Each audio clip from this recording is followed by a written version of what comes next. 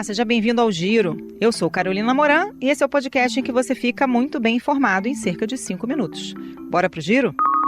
A novela sobre a eleição para um mandato tampão no estado do Rio de Janeiro continua. O julgamento do caso no Supremo Tribunal Federal foi suspenso por um pedido de vista do ministro Flávio Dino, mas alguns ministros já anteciparam seus votos. O Diogo Bugalho acompanhou. O ministro Flávio Dino pediu vista e interrompeu o julgamento no STF que define se o Rio terá eleições diretas ou indiretas para o governador tampão. Ele citou dúvidas sobre a sentença do TSE que condenou o ex-governador Cláudio Castro. André Mendonça, Nunes Marques e Carmen Lúcia anteciparam seus votos em defesa de uma eleição indireta, deixando o placar em 4-1 a favor dessa tese. Gilmar Mendes ainda não votou, mas demonstrou preocupação com a infiltração do crime organizado na Alerj e disse ter recebido da Polícia Federal a informação de que parte dos parlamentares recebem mesada do jogo do bicho.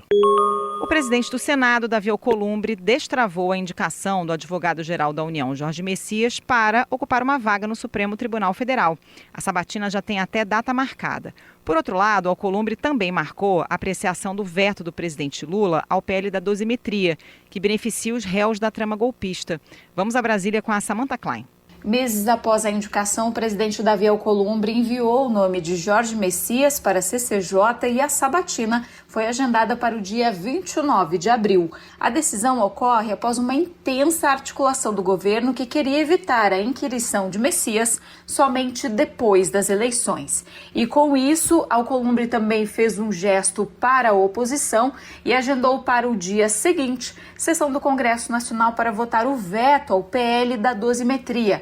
E líderes já veem como certa a derrubada dos pontos vetados que vão beneficiar Jair Bolsonaro.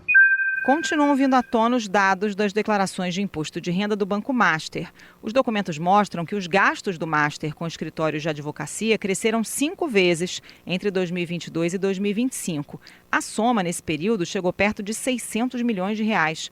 A Larissa Lopes tem as informações. Em 4 anos, as despesas do Banco Master com escritórios de advocacia cresceram 5 vezes e chegaram a quase 600 milhões de reais. Em 2024, os gastos ganharam força, que é justamente o ano em que o Master iniciou as negociações para possível venda e o banco já estava com riscos iminentes de liquidação. Dados da Receita Federal mostram também que o Master declarou 65 milhões de reais em pagamentos de serviços a escritórios de advocacia e empresas ligadas a vários políticos, incluindo o ex-presidente Michel Temer e ex-ministros dos governos de Lula e Bolsonaro, como Henrique Meirelles, Guido Mantega, Ricardo Lewandowski e Fábio Van Garten. O governo federal vai liberar 7 bilhões de reais do FGTS para cerca de 10 milhões de trabalhadores. A gente já vinha falando sobre isso aqui no Giro e agora a informação foi confirmada pelo ministro do Trabalho, Luiz Marinho. Essa medida faz parte do pacote que está sendo estudado para tentar reduzir o endividamento dos brasileiros. Esse dinheiro vai beneficiar trabalhadores demitidos que aderiram ao saque aniversário e ficaram impossibilitados de acessar o valor total do FGTS. A gente volta já com o Giro. A Força Aérea Brasileira investiga as causas da pane no sistema de controle aéreo que suspendeu pousos e decolagens nos aeroportos de São Paulo na manhã desta quinta-feira.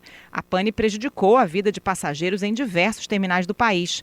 Vamos a São Paulo com Pedro Fagundes. Os aeroportos de Guarulhos e Congonhas já operam normalmente após uma evacuação no controle de tráfego aéreo na região de São Paulo, registrada na manhã desta quinta-feira. Os operadores do APP São Paulo, controle de aproximação e saída, responsável por organizar os voos em Guarulhos, Congonhas, Campo de Marte e Viracopos, tiveram que sair do local, que ficou interditado por cerca de 40 minutos.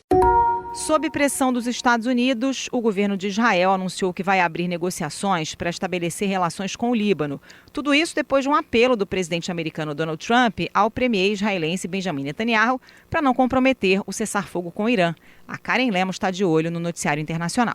O acordo de cessar-fogo para o conflito no Oriente Médio segue frágil, com Israel fazendo novos bombardeios contra o Líbano, um dia após mais de 300 pessoas morrerem em uma grande ofensiva. O novo líder supremo do Irã divulgou nova mensagem prometendo vingança, mas não apareceu em público. Uma nova rodada de negociações para a paz entre Estados Unidos e o Irã está prevista para este fim de semana. Para saber mais sobre as notícias que você ouviu aqui no Giro, acesse cbn.globo.com ou o aplicativo da CBN. Por lá tem as reportagens completas e análise do nosso time de comentaristas.